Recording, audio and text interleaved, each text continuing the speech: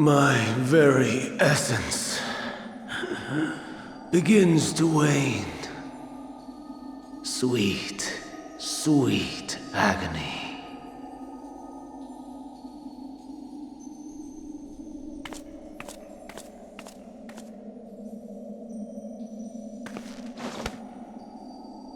Leave this to her.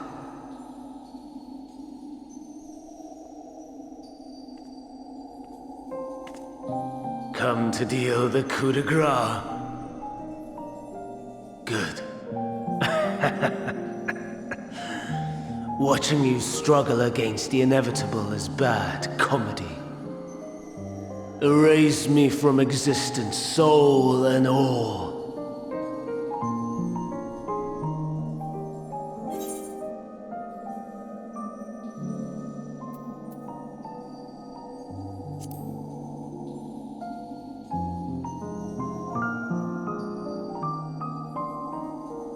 How would you know that name?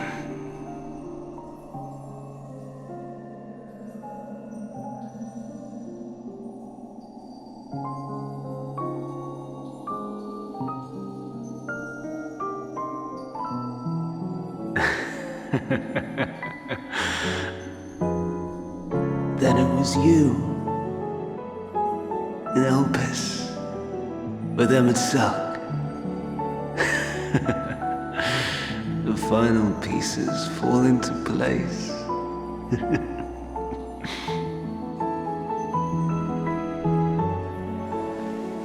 In my halcyon days, as the mortal Amon, I was haunted by a dream.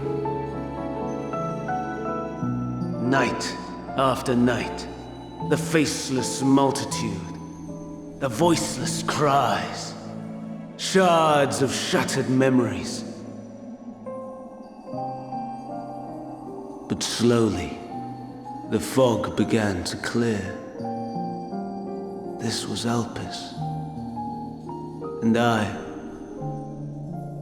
I was Hermes.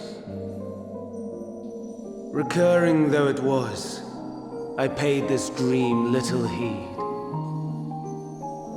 It was only when I was granted the seat and memories of Daniel that I knew these visions to be true.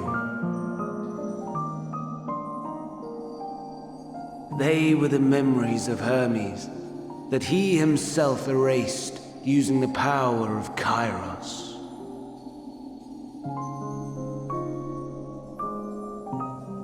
Or so he thought. In his attempt to burn away the events of that fateful day, he succeeded only in searing them more deeply into his soul. My soul. Death failed to expunge them, no matter how many times it came. Rebirth after rebirth, from one Daniel to the next. I wonder, is Emmett Selk adrift somewhere in this ethereal sea? In defeat, finally remembering your time together in Elpis? How it must gall him to be entrusted with knowledge of the final days, only to be rendered powerless to act upon it. So many lifetimes dedicated to restoring his beloved Amon in blissful ignorance. Oh, folly!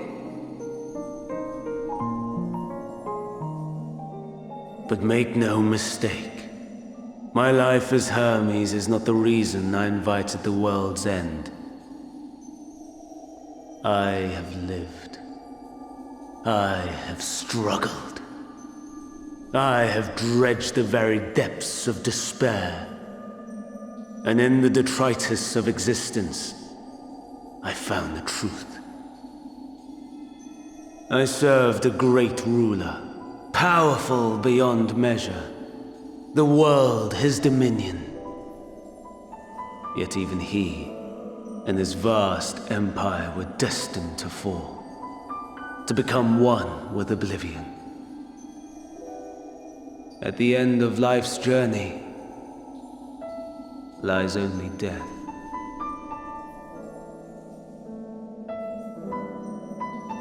So I ask you, why live at all?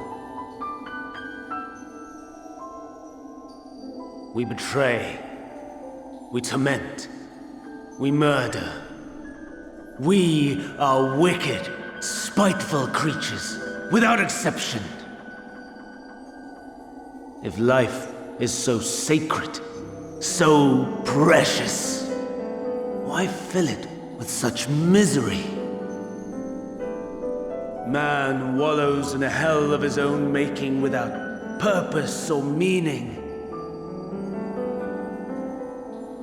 To live is to suffer, and I would end that suffering by my own hand.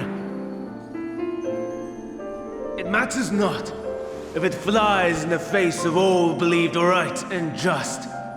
Death is the only solution!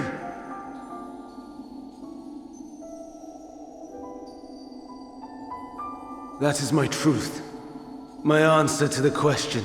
And yet, even as the words pass my lips, I am filled with doubt. Has my search reached its end?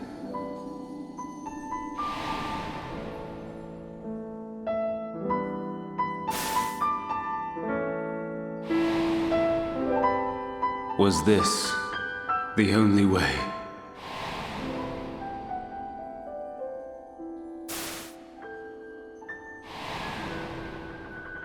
After all these years,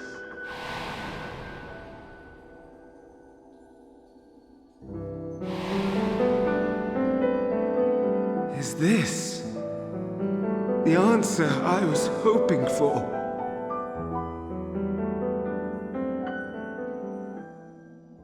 The lamentations of the damned. How it vexes me to see your conviction falter at the last. Fandango, still clinging to existence, I see.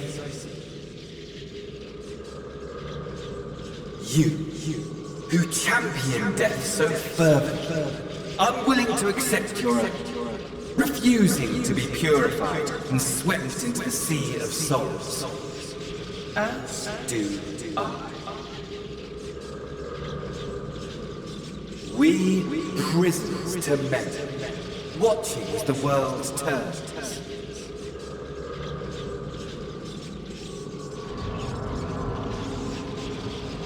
Though unlike me, you will be spared the ignominy of having your corpse made a puppet, dancing to another's tune.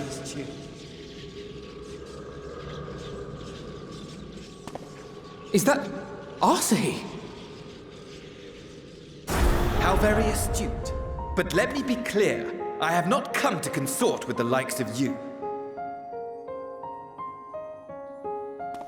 Nor have I come to bemoan the state of the world following my untimely demise. In fact, I delight in mankind's downfall and the anguish it brings the savior of the savages. If I played some small part in the chaos, all the better. Not that I was in any position to resist.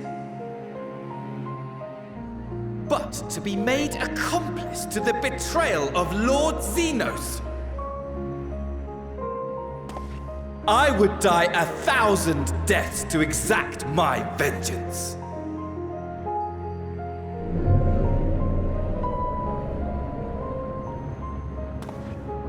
Now you are at my mercy.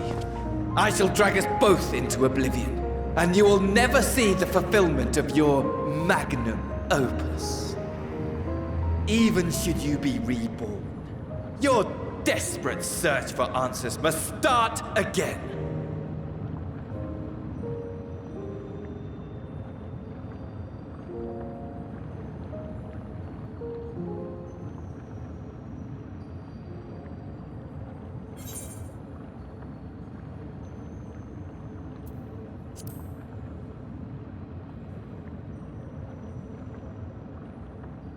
Even here, even now,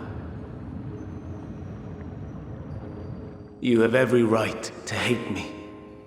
For the fool I was. For the monster I became. But I will not beg forgiveness. The tale of Hermes, the man who knew so much, yet understood so little, ends here.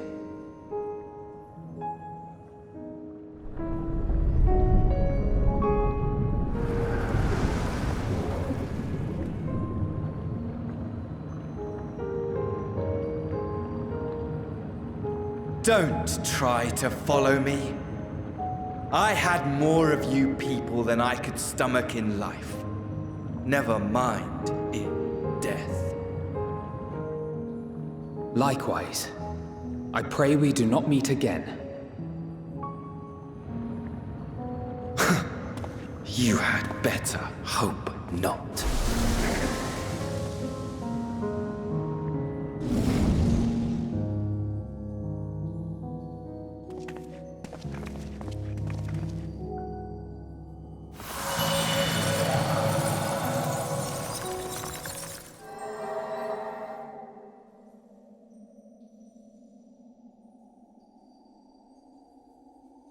Come. Hydaelyn is waiting.